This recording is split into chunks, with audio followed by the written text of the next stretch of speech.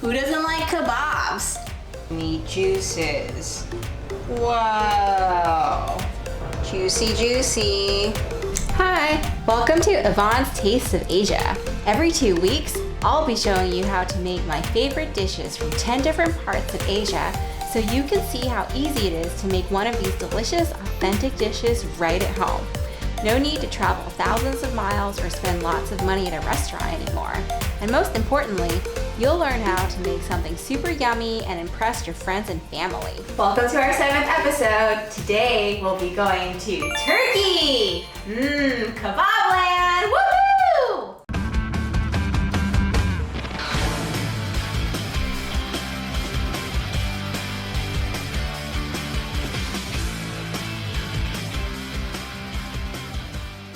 Okay, so you might be a little confused and you're probably thinking, wait, is Turkey actually part of Asia or is it part of Europe? Well, technically, it's part of both. So for the sake of this series, it is part of Asia. Turkey has some of the most incredible food in the entire world that I've ever tasted. When I visited 9 years ago, I was blown away by the friendliness of the people, their hospitality, and of course, all of the deliciousness of the different foods that they make.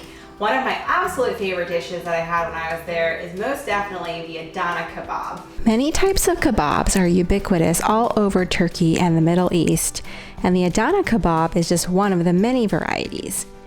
These juicy kebabs are named after Adana, the 5th largest city in Turkey, and are traditionally made from hand-minced lamb and fat, shaped on long skewers and grilled over charcoal.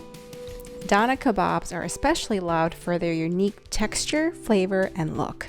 It is traditionally made with minced lamb. Actually, it's usually hand minced, but we're going to take the easy way out by using some already ground lamb. And I'm going to show you all the steps about how to make this, and we'll get started right now.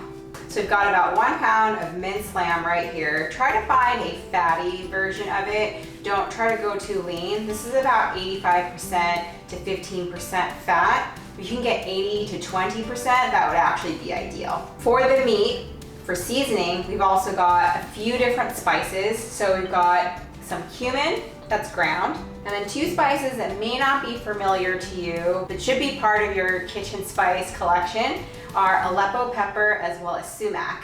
Aleppo pepper is named after the North Syrian city by the same name, and it's largely sourced from Turkey and elsewhere, just given the difficulty of sourcing it from Syria at this time. Aleppo pepper is also very interesting in that it's very fruity, it's kind of like raisiny. There's actually no seeds inside the chili pepper itself. And on a scale of 1 to 10 in terms of the heat level, it's probably about a 3. So it's super mild, but it's also very funny in that it's naturally kind of salty, and also when you run it through your fingers and just kind of rub it, it's naturally kind of oily. Actually feels really nice. Aleppo pepper is a very common seasoning across Middle Eastern dishes. It's oftentimes used to season meats, kebabs, beans, salads, pretty much anything that needs just a little bit of extra fruity smokiness and also just a little bit of heat. Sumac is also used a lot in Middle Eastern cuisine. It's oftentimes used as a garnish as well as a topping. The flavor can be characterized as kind of citrusy, a little bit lemony, almost sour. It's this deep kind of burgundy red color. We'll also need some ample salt for this dish, which is going to be divided. So we need salt to season the meat, and then we'll also use some salt as we are grilling the meat later. So you take a look at the way that I've laid out the spices. There's spices in 2 parts. There's spices to marinate the meat, and there's also spices to top the meat as we are cooking it. The key to really getting the flavor that we want that is going to be authentic to Turkey is making sure we have enough salt to season the meat as well as salt to coat the meat as we are cooking it. And then lastly, for garnishing the Adana kebabs, we've got a little bit of freshness. So we've got 1 red onion that I've thinly sliced. I've also coated it in about 2 teaspoons of sumac for additional color and flavor. Get closer to the time of serving, I'll cut up these 2 tomatoes finely, and about 1 cup of cut up parsley leaves. Part of this is going to go into the meat directly, and then part of it is going to be a garnish for our fish. And lastly, we'll also need a little bit of ice water to add to the meat. That's really going to help bring it all together and help it be easier to form as kebabs on our skewers. So I'm gonna start by taking all the spices that I've set aside for the meat itself, as well as the water, and then dumping it into the meat, and we're just gonna mix it up. The key here is really to mix it really, really well. So if you have a stand mixer, this is a really good time to use it. I actually don't have a stand mixer, so I'm gonna do this by hand.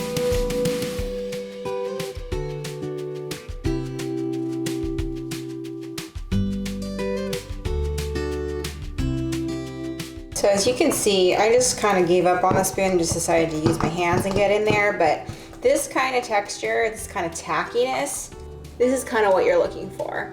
So at this point, we need to let the meat chill. So I'm gonna chill it in my fridge for probably about 45 minutes to an hour, and I will see you in a bit. You're still watching. You have to stay to the end so that you can see how juicy and delicious these kebabs are gonna be. Don't forget to like this video, give it a thumbs up.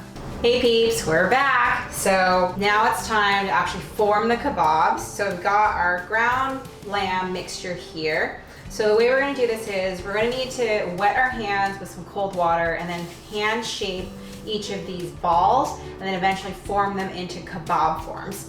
I've already been soaking these bamboo skewers for about 30 minutes. If you have metal skewers, of course, feel free to use those. Got my water set up, just gonna dip my hands in. Start manhandling this meat with our hands. So this is literally all of the meat. First, I'm gonna divide it in half. And your hands are gonna keep getting sticky, but each time you kind of feel the meat sticking to your hands, you just wanna re-dip your hands into that cold water. Each half is going to be divided into 5 pieces.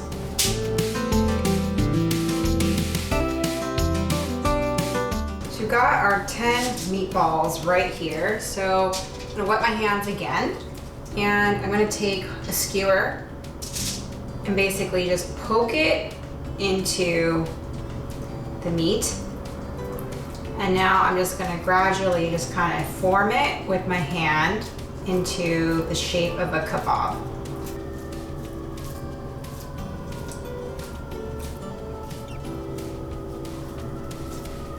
Kind of like that. Now I just continue the process.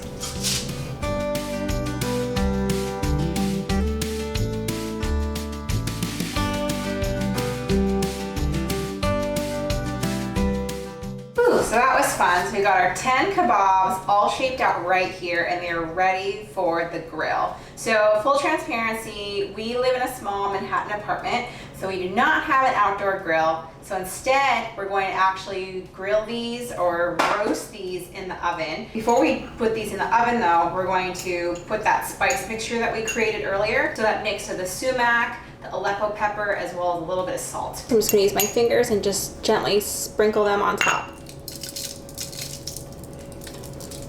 You'll need to do this when we flip the kebabs in the oven because we want the other side of the kebabs to have this nice spice mixture on them.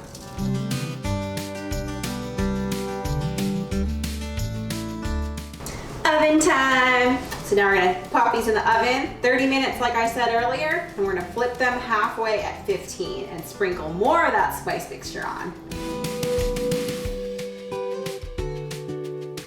Okay, time to flip. Take out the kebabs. Ooh, look at these. Look at all these juices oozing out. Look at that.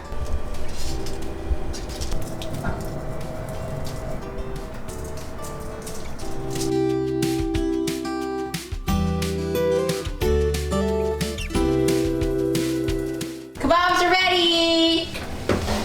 Whoa. Okay, peeps. Time to finally eat our lovely Adana Kebab. Whole kitchen smells so yummy right now. So on my plate, I've got all those other fixings that I mentioned. So we've got those sumac seasoned onions. I've also sliced up those tomatoes. Have some parsley on the side. It is traditional to have Adana Kebab with some flatbread, but we didn't have any, so I'm serving it with some basmati rice. Okay, now I take a taste. Okay, here goes.